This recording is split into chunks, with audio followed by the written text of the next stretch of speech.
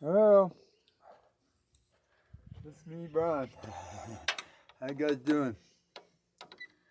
We acquired this little car, or actually, Treasa's had this little car for a while, 9, 10 months, almost a year, something like that.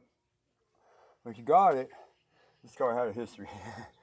It supposedly came from some place over, yonder, called Spun Valley. You know, the name is, name is the name, right? And supposedly, there was a lot of things wrong with this car. The wiring was, all tweaked out and this and that and blah, blah, blah, blah, blah. All right, well, she got it for free, so, it did run, when she got it, because she drove it. Once she got it, she got tired of people messing around. Finally, she just said, what the hell, I'm going, I'm leaving. She grabbed the keys, she, started it up, took off. All right, she got pretty far, and before, the catastrophic event happened, which was the head gasket blew, right?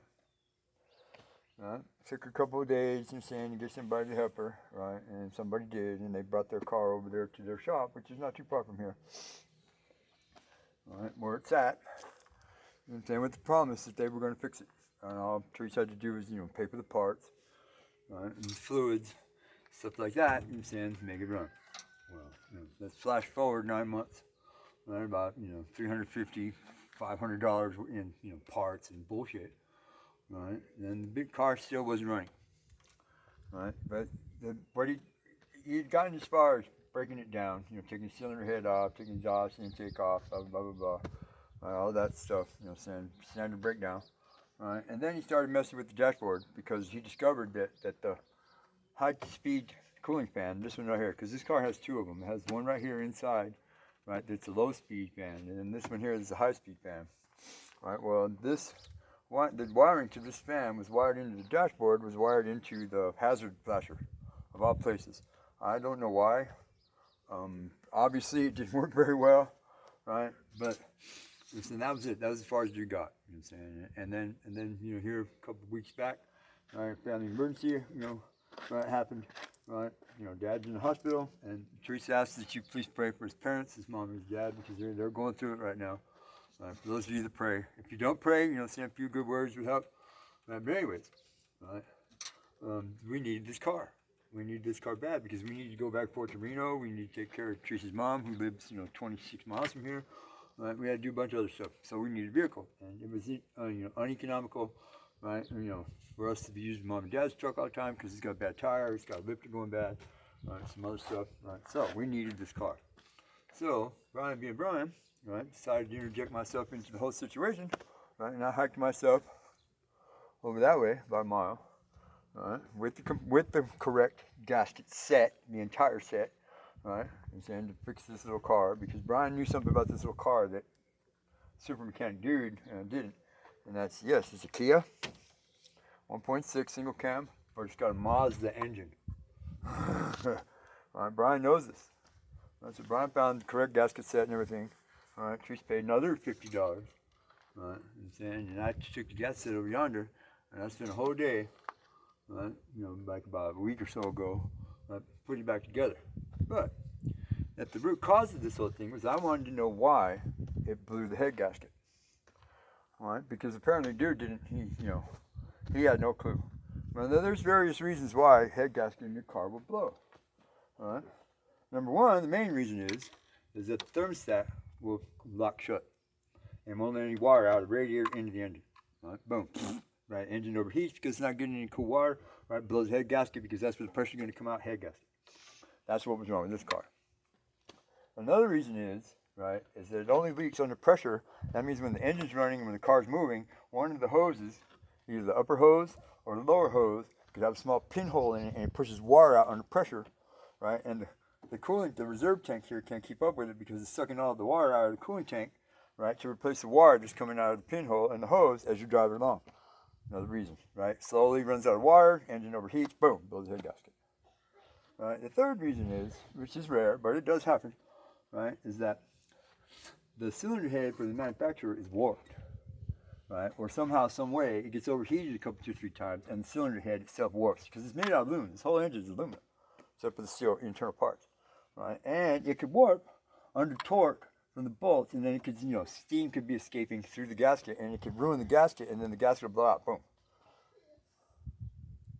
Well, when dude was looking at it, when he had the head off and he was looking at it, right, saying he decided that that's what happened, was that the head was warped, and that's what the whole debate was about. Was you ain't getting your cylinder hit. Well, when I got there, all right, I did various testings and stuff, right. And one of the very first ones I did was I took the thermostat, and I dropped it in pot of water on the stove, right, and used one of those laser thermal temperature gauge pistol things, right, and I kept checking the temperature all the way up to 212 degrees, and the thermostat never opened. The standard opening temperature for the thermostat in one of these little cars is 180. They went right past 180, didn't even squirt the bubble. That was the problem, right? I also took, right, steel edge, one of them, cool ass old rulers, right? Laid it flat on the block, not a gap. Laid it flat on the cylinder head, not a gap, right? So the head was not warped, it was the thermostat, right? Well, this and that, whatever, and everything else, right? And, I just said, you know what, dude, I'm putting this thing together, and this is the way it is. Either you can help me or not. But, saying he decided not to, right? So the only thing that he actually did to this car, besides tear it apart, and, get everybody pissed off, was he torqued down, right, the head, the cylinder head bolts. That was it, because he wouldn't let me use his torque wrench. So, I run it through his big old industrial, right, washing machine, the big cylinder, for big parts, right, about 4 times, got the head all cleaned out, broke it all down, all the way down the clips, the springs, everything else, broke it all down, cleaned everything up, used wire brush on everything, got it all clean, you know what I'm saying, mic'd the valve stems, make sure they were all good, right, put it all back together, the whole job, complete job, with the 2.5 hours running through the machine, right, to clean the head, it took me about 6 hours. And when I left, everything was done except all you had to do was put the thermostat in the housing, put the thermostat housing on, connect this hose, right? Connect the battery, right? Redo the wiring versus faulty bullshit here, right? Which, is a different story, right? And start the car, and it was ready to go. And in fact, he did. Right? I came back Thursday. I did all this on Thursday, last week.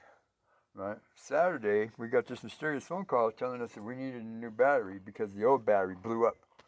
Right. After further investigations, right, the story was that he took it out to make sure that it was charged, and he connected to the charger, but he had it on the wrong amperage and it smoked the battery.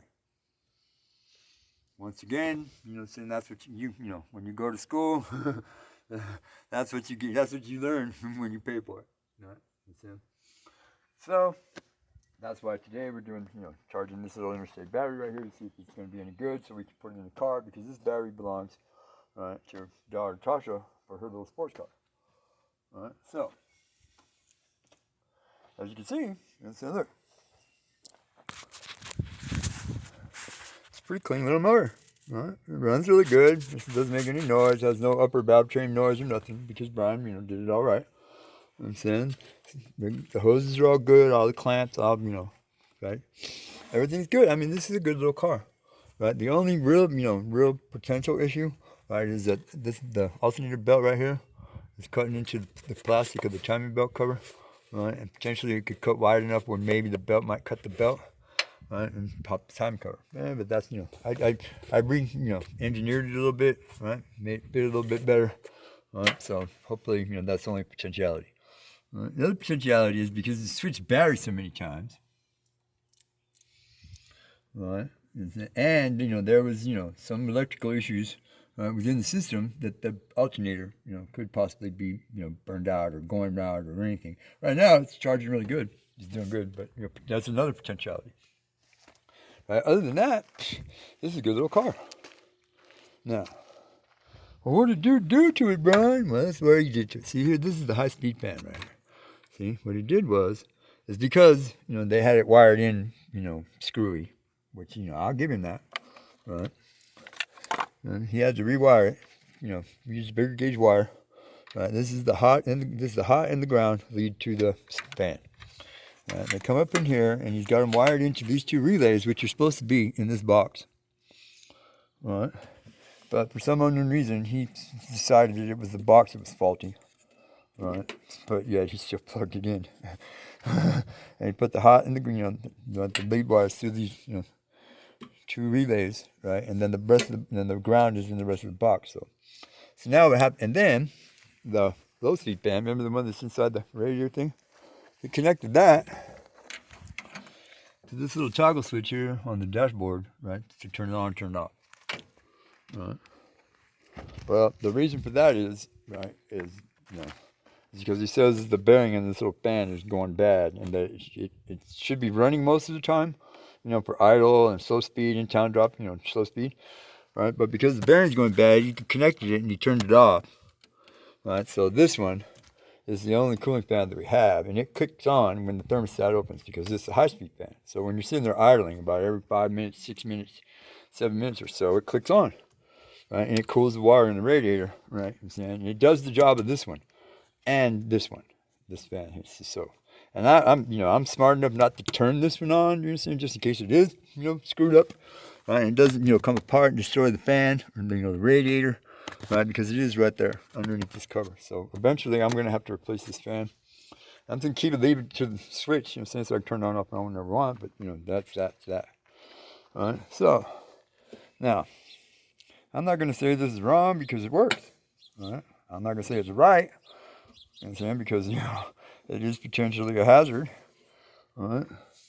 But it is what it is. I mean, because of the way the wiring is in the harness, right? It had to be done this way. Now, anyways, I'm saying this is our little car. Well, it's a pretty cool little car. It's a Kia Sophia.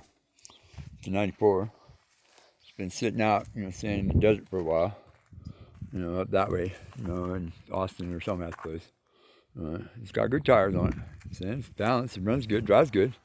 The interior is a little, shoddy. Right? I don't know if you can see it or not. Here, let's go inside here. Right? I have a plan on how to fix it. Right? Saying the carpet's done. Yes, the carpet's done. I mean, it's a desert car. Right? But basically, seats need to be clean. Right? But basically, it's a good car. And this is another one of his little fixes. The damn thing barely works. You know what I'm saying? Right? And you're better off just pulling it from down here. Right? And when you get out of it, don't close the door all the way.